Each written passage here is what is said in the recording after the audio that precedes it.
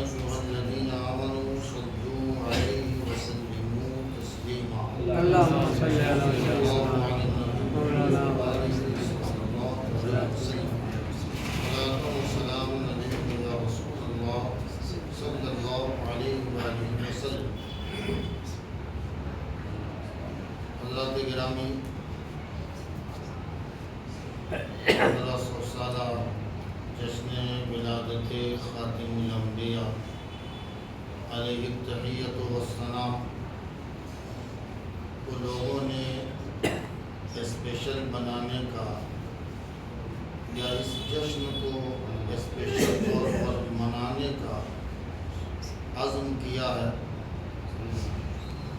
ہر ایک کے مقاصد اور ان کے عزائم الگ الگ ہیں.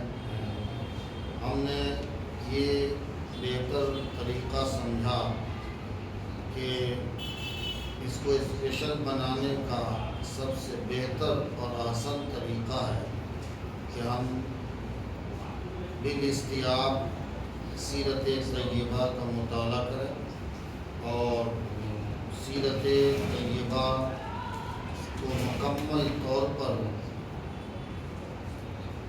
ایک دوسرے کو سنائیں اور سنیں، اور ایسی سیرت کہ جو رطب و یابس سے پاک و صاف. سیرت نبوی کے اس واقعے کو ذکر کرنے کے بعد اور سیرت طیبہ کے اس پہلو کو بیان کرنے کے بعد، جیسا کہ آپ کو میں نے بتایا تھا کہ سیرت ابن ہشام اور سیرت کی کتاب السیرۃ النبویہ لابن کثیر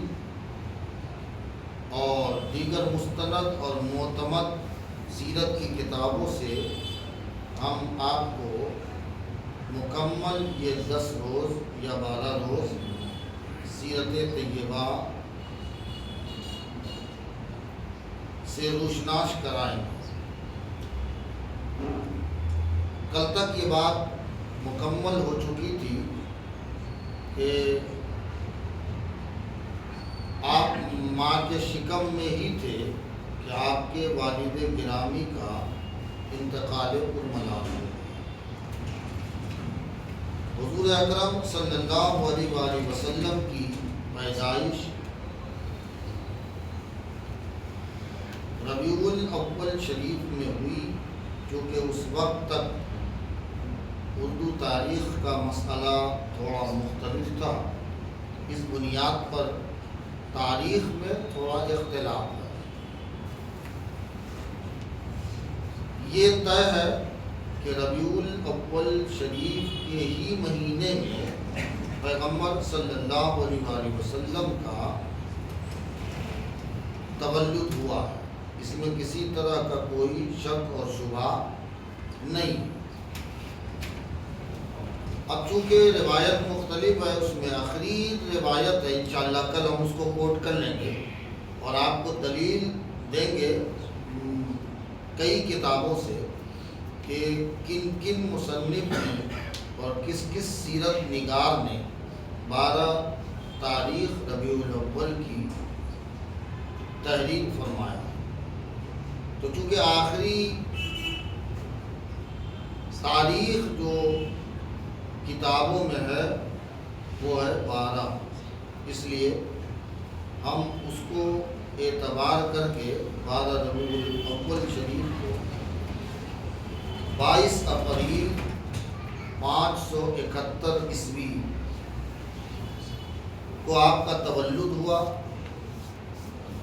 آپ کی پیدائش کی اطلاع آپ کے دادا حضرت عبد المطلب کو ملی تو وہ آپ کو لے کر کعبے میں گئے. وہاں انہوں نے اس نومولود بچے کی خدا کی بارگاہ میں دعا فرمائی اور ان کے لیے دعا کر کے اللہ کا شکر ادا کیا. آپ کی پیدائش کے 7ویں دن عرب کے معاشرے اور سوسائٹی کے معمول کے مطابق آپ کا دھوم دھام سے عقیقہ کیا گیا اور آپ کا نام عقیقے ہی کے دن محمد صلی اللہ علیہ وسلم رکھا۔ عقیقے کے اس تقریب میں قبیلہ قریش کے تمام لوگ شریک ہوئے، سبھی کی شرکت ہوئی۔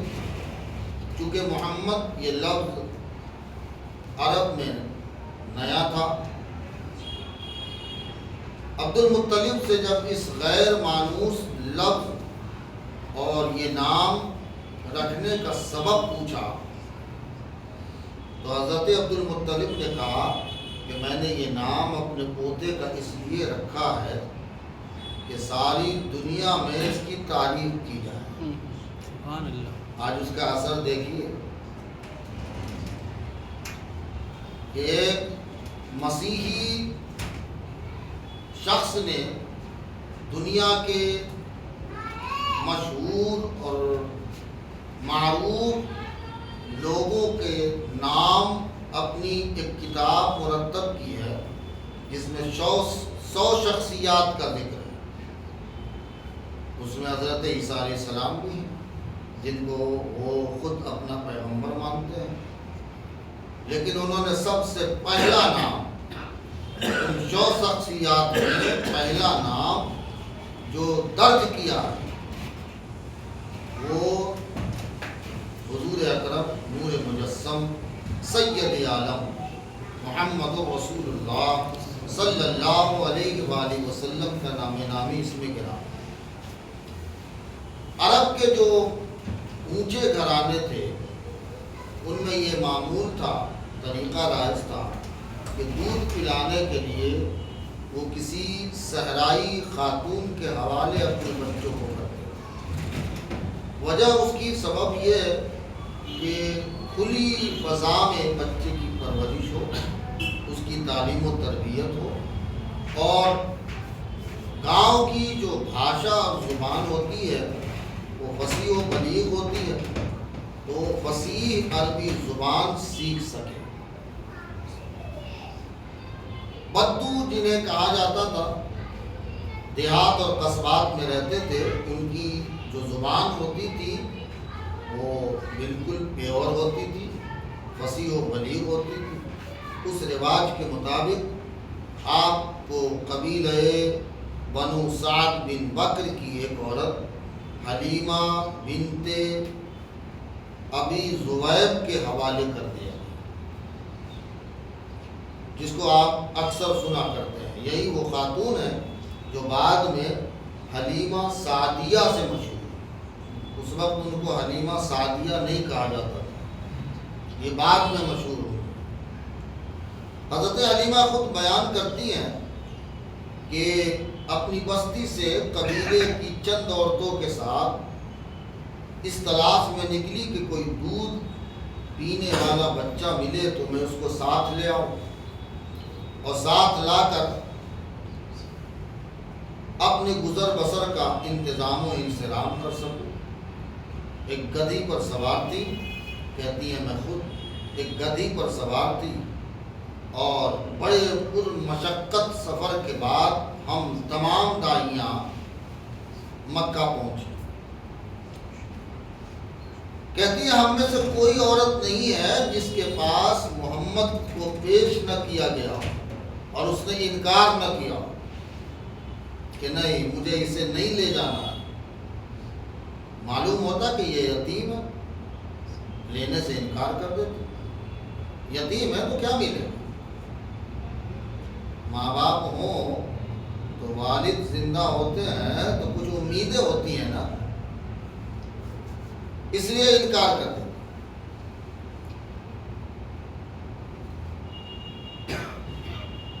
حلیمہ سعدیہ کہتی ہے میرے ساتھ جو مسئلہ آیا، اور ہر عورت جو ہمارے ساتھ آئی تھی قافلے میں، کوئی نہ کوئی عورت کوئی نہ کوئی بچہ لے کر وہ نکل گئی، میں باقی رہ گئی۔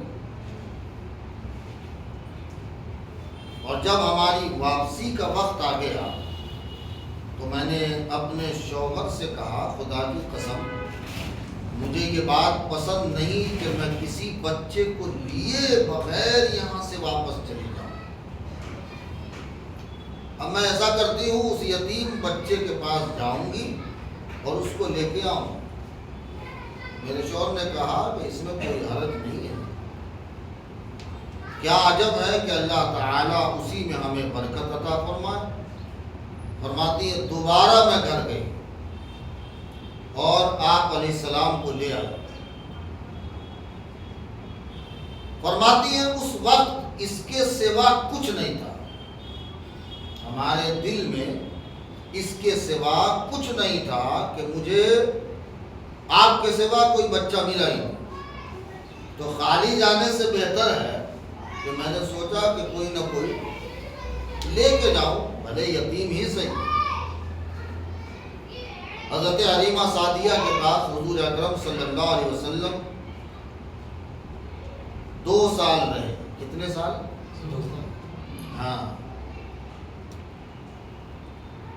حضرت حلیمہ سعدیہ کہتی ہے یہ زمانہ میرے لیے خیر و برکت کا دور تھا۔ سبحان اللہ۔ یہ 2 سال جو رہے آپ وہ خیر و برکت کا دور ہمارے یہاں رہا، اور پھر 2 سال کے بعد انہوں نے آپ کو اپنی ماں کے پاس مکہ پہنچا دیا۔ سیرت ابن اسحاق کے مطالعے سے پتہ چلتا ہے کہ سیرت نگاروں نے جو باتیں لکھی ہیں وہ اپنی جگہ ہے۔ ابن اسحاق کہتے ہیں کہ محمد صلی اللہ علیہ وسلم اپنے والدہ آمنہ اور اپنے دادا عبد المطلب کے ساتھ اللہ تعالیٰ کی نگرانی اور حفاظت میں تھے۔ اللہ تعالیٰ جس مقام تک آپ کو پہنچانا چاہتا تھا اس کے لحاظ سے آپ کی بہترین پرورش فرما رہا تھا۔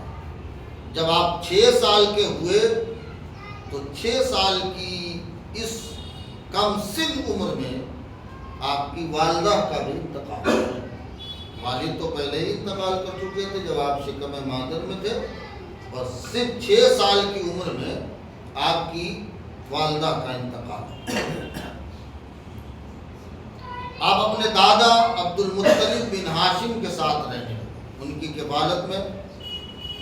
ظاہر ہے کہ وہ مکے کے باعزت لوگوں میں شمار ہوتے تھے۔ ان کے لیے کعبے میں فرش بچھایا جاتا تھا، ان کی عزت کے لیے، ان کا جاہ و جلال، ان کی منزلت اور قدر دیکھیے کہ ان کے لیے الگ سے فرش بچھا کرتا تھا، اور جب حضور تشریف لاتے تو ان کے ساتھ اس فرش پر وہ بھی بیٹھتے تھے، کیونکہ آپ کی کفالت میں تھے تو اسی خاص فرش پر آپ بھی بیٹھ جاتے تھے۔ اگر کوئی ہٹاتا تو دادا عبد المطلب کہتے میرے بچے کو چھوڑ دو، خدا کی قسم یہ بڑی شان والا ہے، یہ بڑی شان والا ہے۔ جب آپ 8 سال کے ہوئے تو آپ کے دادا عبد المطلب کا بھی انتقال ہوا۔ 6 سال میں ماں کا اور 8 سال میں دادا کا۔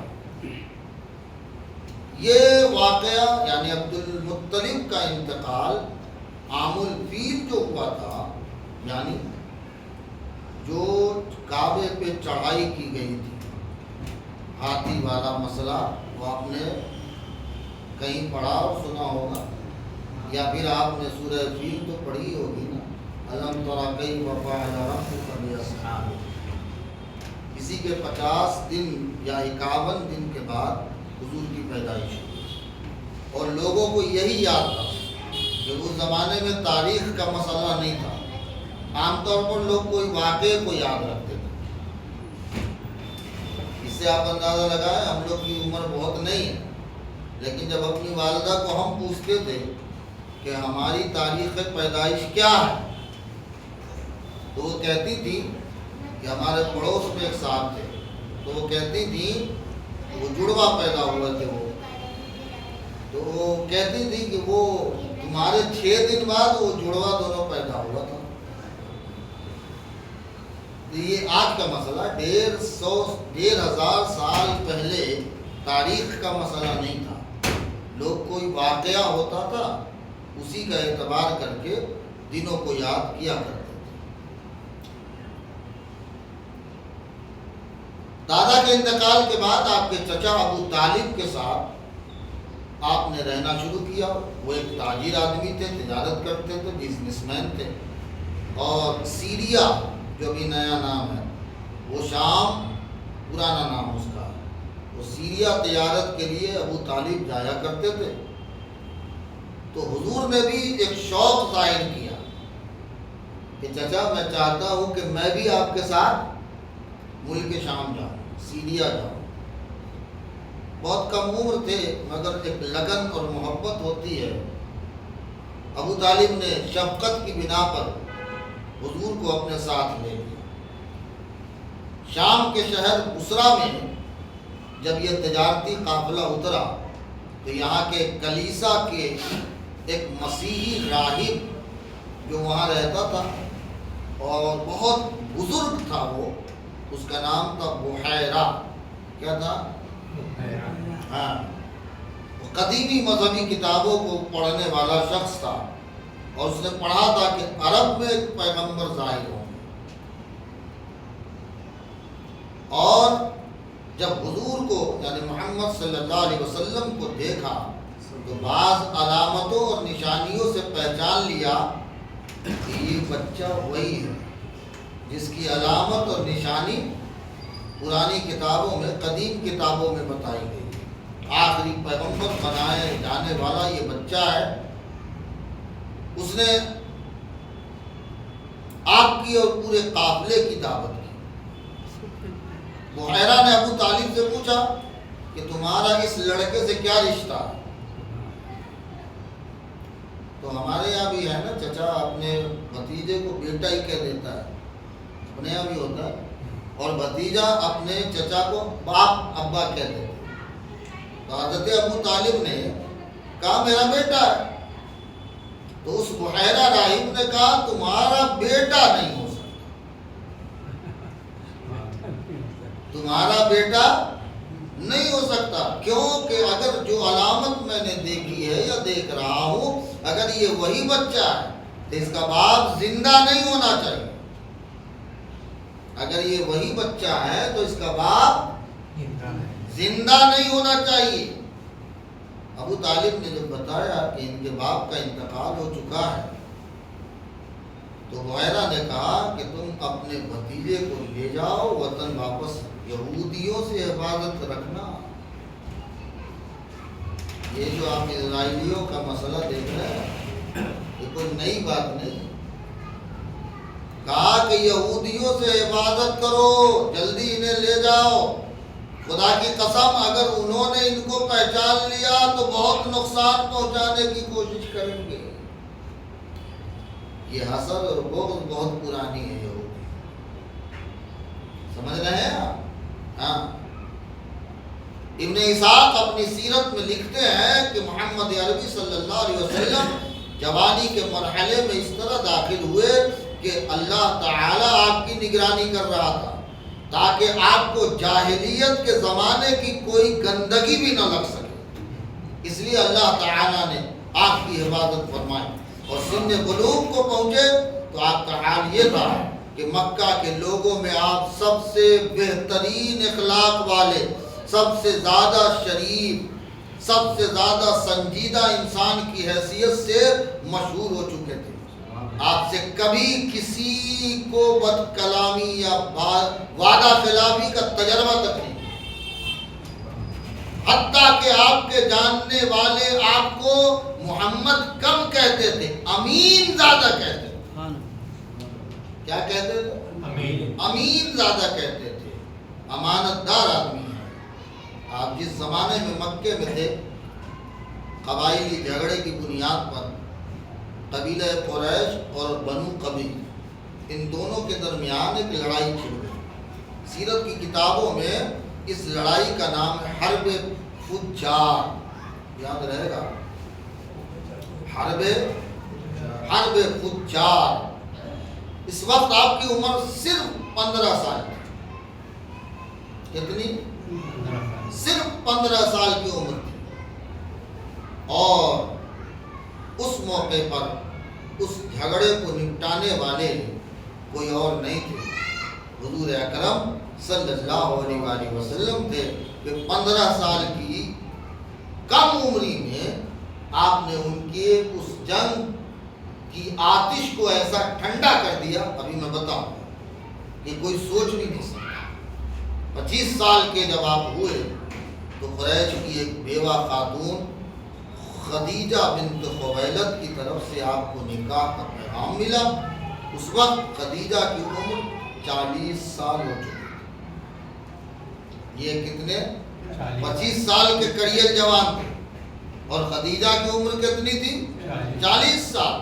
لیکن مکہ کی شریف اور مالدار خاتون شمار ہوتی تھی حضرت خدیجہ. تجارتی خاندان سے تعلق رکھتی تھی، خود وہ تجارت کرتی کراتی تھی اور لوگوں کے ذریعہ تجارت کا عام ان کا بزنس کا ایک معاملہ تھا. اور اللہ نے انہیں یہ سلیقہ دیا تھا کہ وہ لوگوں کو تجارت کے لیے مال دیتی تھی، ان کا کچھ فیصد ان کے لیے جمع رکھتی تھی اور باقی کے سارے منافع وہ اپنے لیے جمع رکھتی تھی. شروع میں جب ان کو حضور اکرم صلی اللہ علیہ وسلم کی صداقت، سچائی اور آپ کی امانت کا علم ہوا تو انہوں نے کہا کہ آپ میرا مال لے کر میرے غلام کو ساتھ میں لے لیجئے اور شام جائیں، تجارت کے لیے سیریا جائیں. دوسروں کو جو میں منافع دیتی ہوں اس سے زیادہ منافع میں آپ کو دوں. آپ علیہ السلام سامان فروخت کر کے دوبارہ مکہ واپس آئے اور اس کی رقم خدیجہ کو دی تو وہ اتنی خوش ہوئیں. کیوں کہ انہوں نے دیکھا کہ دوسرے لوگ جو فائدہ دے رہے تھے پروفٹ، اس پروفٹ سے کہیں 2 گنا زیادہ پروفٹ ہم کو اس مال کا محمد صلی اللہ علیہ وسلم نے دیا ہے. اس تجربے کے بعد خدیجہ پر آپ کے اخلاق کا، آپ کی شخصیت کا اتنا زیادہ اثر ہوا کہ انہوں نے آپ سے نکاح کا پیغام دیا کہ میں آپ سے نکاح کرنا چاہتی ہوں. اپنے چچا کے چونکہ کفالت کے نیچے تھے تو آپ نے اپنے چچا سے مشورہ کیا اور انہوں نے جب کہا تو آپ نے اس مشورے کو قبول کر کے پیغام کو قبول کر. حضور کے لیے یہ پہلی خاتون تھی کہ جو حضور کے نکاح میں آئیں. ہمارے نوجوان کو اگر بول دے تو ظلم ہو جائے گا. یہ پہلی خاتون نکاح میں تھی حضور کے. اپنی پوری زندگی جب تک کہ خدیجہ زندہ رہیں آپ نے دوسرا نکاح نہیں فرمایا، یہاں تک کہ جب انتقال کر گئی اور انتقال کے بعد بھی اکثر بیویاں رکھنے کے باوجود اکثر حضرت خدیجہ کو حضور یاد فرمایا کرتے، بلکہ بعض سوکن ہونے کی وجہ سے بعض جو بیویاں تھیں وہ اس معاملے میں جلتی بھی تھی کہ ایسا کیا تھا خدیجہ میں جو ہم میں نہیں. پیغمبر ہمیشہ اس احسان کو یاد رکھتے ہیں.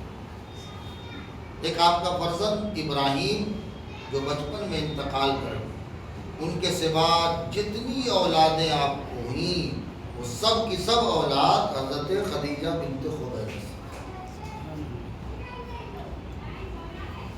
صاحبزادیاں، دوسرے صاحبزادے جو پیدا ہوئے وہ بھی بچپن میں انتقال کر گئے. صاحبزادیاں سیرت اور دیگر کتابوں میں 4 بتائی گئیں، اور رقیہ، زینب، ام کلثوم اور ایک تو مشہور ہے آپ جانتے ہیں سب، حضرت جناب فاطمہ زہرا.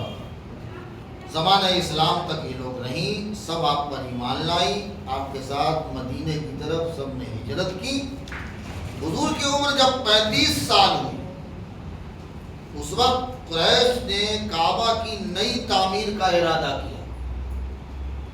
قریش نے چاہا کہ کعبے کو نئے طرح سے تعمیر کیا جائے۔ اب یہ تعمیر جو کہ حضرت ابراہیم علیہ السلام کی بنیاد کا تھا، تو اب انہوں نے چاہا، میں نے جو آپ کو کل اشارہ کیا تھا کہ وہ تعمیر جو حضرت ابراہیم نے کی تھی وہ اسکوائر میں نہیں تھی، لمبا چورس تھا، ہے نا؟ تو یہ قریش نے یہ تعمیر کا ارادہ کیا، پرانی جو تعمیر تھی ڈھا دیا، پتھر جمع کیا اور جمع کر کے نئی دیوار دینا شروع کیا۔ دیوار جب بلند ہوئی تو مسئلہ آیا حجر اسود کا کہ حجر اسود کو اپنی جگہ اسے نصب کیا جائے۔ اب قبیلوں میں جھگڑا ہو گیا، ہر قبیلہ چاہتا تھا کہ حجر اسود کو اٹھا کے وہ خود شرف پائے اور اس مقام پر رکھے۔ کوئی بھی راضی نہیں تھا کہ یہ حق میں فلاں کو دوں، نہیں، مجھے یہ حق ملنا چاہیے۔ یہاں تک یہ اختلاف بڑھا، جنگ پہ آمادہ ہو گئے۔ ذرا سوچیے، یہ صورتحال تقریباً 5 دن تک، کتنے دن؟ یہی صورتحال 5 دن تک رہی۔ آخر ان کے بعد بڑوں نے مداخلت کی، انٹرفیئر کیا اور انہیں آمادہ کیا کہ آپ باہم مشورہ کریں اور مسئلے کا پورا امن حل تلاش کیجیے کہ جو حل جنگ سے دور، جھگڑے اور لڑائی سے الگ۔ کہا جاتا ابو امیہ بن مغیرہ جو قریش کا ایک بہت معمر اور بوڑھا آدمی تھا، اس نے یہ تجویز پیش کی کہ کل صبح کو جو پہلا شخص مسجد کے اندر داخل ہوگا اسی کو جج بنایا جائے، اسی کو فیصل بنائیے، اسی کو ثالث بنائیے، اس کے فیصلے کی روشنی میں اختلافی مسئلے کو حل کیا جائے گا۔ بولو سب راضی ہو؟ سب نے رائے مان، کہا ٹھیک ہے آپ کی بات۔ اگلے دن جب لوگ بیت اللہ میں آئے تو انہوں نے دیکھا کہ اس کے اندر داخل ہونے والے پہلے شخص محمد رسول اللہ صلی اللہ علیہ وسلم۔ انہوں نے دیکھا تو کہا ارے یہ تو امین ہے۔ یہ جملہ جو میں نے آپ کو کہا کہ محمد کہنا کم کر دیا اور حضور کا زیادہ تر نام لوگوں نے کیا رکھ دیا؟ امین۔ ارے یہ تو امین ہے، یعنی محمد ہے۔ امین کے فیصلے پر راضی۔ لوگوں کی درخواست پر آپ نے کہا کہ ایک کام کرو، میرے پاس ایک چادر لاؤ۔ کیا لاؤ؟ چادر لائی گئی۔ آپ نے کیا کیا؟ آپ نے دست مقدس سے اس چادر حجر اسود کو رکھ دیا اور کہا ہر قبیلے کا سردار چادر کے کنارے کو پکڑے۔ چادر کے کتنے کنارے ہوتے ہیں؟ 4۔ صرف چادر ہی کے ہوتے ہیں؟ سب کے 4 ہیں۔ دیکھیے یہاں میں کھڑا ہوں، یہ بھی 4 ہیں۔ تو کنارے تو 4 ہی ہوں گے نا، ہیں؟ پکڑ لے اور سب مل کے اٹھائے، سب مل کر اٹھائے۔ انہوں نے ایسا ہی کیا، یہاں تک کہ جب وہ تھوڑا اونچا ہوا اور مقام نصب تک پہنچا تو اپنے ہاتھ سے پیغمبر نے اسے اٹھا کر اس مطلوبہ جگہ پر نصب کر دیا۔ کعبے کی تعمیر جاری ہو گئی اور سارے جھگڑے ختم ہو گئے۔ جو قبائل تھے جن کے جھگڑے تھے انہوں نے دیکھا یار یہ مقام اور شرف تو سب کو مل گیا کہ سب نے چادر اٹھائی ہے۔ یہ جھگڑے کو پیغمبر نے اس عمر میں یعنی 35 سال کی عمر میں حضور علیہ السلام نے اس طرح سے دور فرمایا۔ قدیم عرب میں 3 شخص تھے، تینوں کا نام فضل تھا۔ کیا تھا؟ فضل تھا۔ سب کے باپ الگ تھے، ہے نا، اس لیے نام لیکن سب کا سیم تھا، ہے نا۔ انہوں نے ایک معاہدہ مرتب کیا تھا۔ ابن ہشام نے سیرت ابن ہشام میں اس کے بارے میں زبیر بن عبد المطلب کے عربی کے کچھ اشعار نقل کی ہیں۔ اس میں سے یہاں پہ ضرورت ہم کو ایک شعر کی ہے، اس کا میں مفہوم سمجھا دیتا ہوں۔ فضل نامی ان لوگوں نے حلف لیا اور آپس میں معاہدہ کیا کہ مکے میں کوئی ظالم نہ رہنے پائے، یعنی مکے میں یہ دھیان رکھنا ہے، ہم آپس میں قسم لے رہے ہیں ایک دوسرے سے کہ کسی ظالم کو ہم مکے میں رہنے نہیں دیں گے۔ اگر کوئی ظالم آئے گا بھی تو اس کے ظلم سے ہم کسی مظلوم کو بچائیں، اس کی مدد کریں اور ظالم کو ظلم کرنے نہیں دیں۔ وہ شعر ان الفضول تحالفوا وتعاقدوا الا یقسموا ببطن مکہ ظالم، خبردار ہم قسم کھاتے ہیں کہ اس بطن مکہ میں کوئی ظالم نہیں رہے گا۔ اور ان فضول نے یعنی فضل جو سب کا نام تھا، ان تینوں نے اس پر حلف لیا اور آپس میں ایک دوسرے سے عقد کیا، عزم کیا، حلف لیا۔ جب ان تینوں کا انتقال ہوا تو یہ معاہدہ ظاہر ہے عملاً ختم ہو گیا۔ بھائی اب تین لوگوں نے کیا ہے، کوئی کمیٹی بنی، تینوں کا انتقال ہو جائے تو کمیٹی رہے گی؟ نئے سرے سے کرنا پڑے گا۔ حضور کی عمر تقریباً اس وقت 15 سال کی تھی کہ عرب میں خانہ جنگی ہوئی جس کو حرب الفجار کہتے ہیں، جو ابھی میں نے پہلے کہا تھا کہ میں اس کی تفصیل ابھی کروں گا۔ وہ حرب الفجار کے نام سے مشہور، اس میں قریش اور قیس کے قبیلے آپس میں لڑے تھے۔ اس کے بعد بدامنی بہت بڑھ گئی، لوگوں کو خیال ہوا کہ حلف الفضول کو دوبارہ زندہ کیا جائے، اس کو جو فضل تینوں نے جو حلف لیا تھا کہ کعبے میں کوئی ظالم ظلم نہ کرے اور کسی کو ظلم ہو تو اس کے مظلوم کی مدد کی جائے، اس کو واپس زندہ کیا جائے۔ کہا جاتا ہے کہ مکہ میں یمن کا ایک شخص آیا، اس نے اپنا تجارتی سامان العاص بن وائل سہمی کے ہاتھ فروخت کیا۔ اس نے سامان کی پوری قیمت نہیں دی، اب وہ بندہ باہر سے آیا تھا، اس کے ہاتھ فروخت کیا، بیچا اور اس نے پوری قیمت پیسہ نہیں دیا۔ اس نے کچھ اشعار پڑھے، وہ عرب کے لوگ اس میں بہت ماہر تھے، اس نے کچھ اشعار پڑھے، اس میں اس کی مظلومی کا بیان، اس پر فریاد، یہ ساری چیزیں اس میں شامل تھی۔ اب ظاہر ہے مکہ والوں کی غیرت بڑھ گئی، ہمارے لیے ایسا، ہم لوگوں کے لیے ایسی بات ہے، تو ان کی غیرت بڑھ گئی۔ زبیر بن عبد المطلب کی تحریک پر بہت سارے لوگ عبداللہ بن جدعان کے گھر جمع ہوئے۔ گفتگو اور مشورے کے بعد یہ طے پایا کہ وہ حلف کی تجدید کی جائے، وہ جو حلف فضول والا ہوا تھا نا، فضل والا، اس کو نیا کیا جائے۔ چنانچہ دوبارہ عہد لیا اور اس بات پر وعدہ کیا گیا کہ مکے میں کوئی آئے گا تو اس پر کوئی ظلم نہیں ہونا چاہیے، چاہے یہاں کا باشندہ ہو کہ باہر سے آیا ہو، ہم ظلم کوئی کرے گا تو اس مظلوم کا ساتھ دیں گے اور ظالم کو مجبور کریں گے تو اس کا حق ادا کریں گے۔ حضور علیہ السلام بھی بعثت سے پہلے اس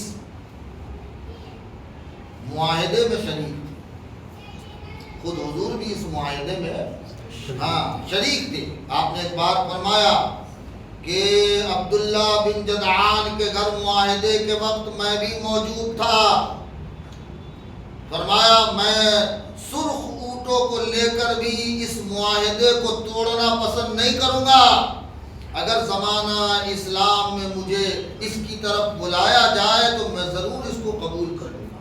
یہ حضور کا قول ہے، یعنی انسانیت کوئی چیز ہے نا، اس تعلق سے اگر ہمیں پھر سے بھی کوئی کہے گا تو میں اس عمل کو کرنے کے لیے تیار ہوں۔ عرب کے اس ماحول میں عربوں کے درمیان کچھ اخلاقی اور اصلاحی معاہدے تھے۔ ہم عام طور پر بیان سنتے ہیں، آپ بھی سنتے ہیں کہ عرب کا ایسا تھا ماحول، ویسا تھا ماحول، نہیں، کچھ اخلاقی بھی چیزیں ان کے اندر بہت اچھی تھی۔ ایک مثال آپ کو دوں، مہمان نوازی کا جو حصہ تھا وہ عربوں میں سب سے زیادہ تھا، آج بھی یہ چیزیں ان کے اندر تھی۔ تو کچھ صفتیں ایسی تھیں کہ جن صفتوں کو آپ انکار نہیں کر سکتے، اور بہت اچھی طرح تھی، اعلیٰ قسم کی تھی۔ جیسے بنو عبدالدار اور ان کے حامیوں نے ایک بار کعبے کے پاس جمع ہو کر قسمیں کھائی تھی اور یہ عہد کیا تھا کہ ہم لوگ ایک دوسرے کو بے مدد نہیں چھوڑیں، بغیر امداد نہیں رکھیں، ایک کو دوسرے کے حوالے نہیں کریں گے۔ رسول اللہ صلی اللہ علیہ وسلم اس قسم کے اصلاحی معاہدوں کو کبھی بھی آپ نے ختم نہیں کیا، بلکہ آپ نے اس کو اور تقویت دی، اس کی توسیع فرمائی آپ نے، اور آپ نے کہا جاہلیت کے زمانے میں جو بھی معاہدہ رہا، اسلام نے اس کے استحکام کو مزید بڑھایا، اس کو اور بلندی دی۔ حضور علیہ السلام آپ نے سنا کہ بعثت سے پہلے تجارت کرتے تھے۔ عبداللہ بن ابی الحمزہ کہتے ہیں کہ میں نے بعثت سے پہلے ایک بار آپ سے لین دین کا معاملہ کیا تھا، تو میرے ذمے کچھ دینا باقی تھا۔ یہ کہتے ہیں کہ میرے ذمے محمد کو کچھ دینا باقی تھا، تو میں نے کہا آپ یہاں ٹھہریے، میں ابھی رقم لے کر آتا ہوں۔ یہ کب؟ حضور کے اعلان نبوت سے پہلے کی بات، یاد رکھیے۔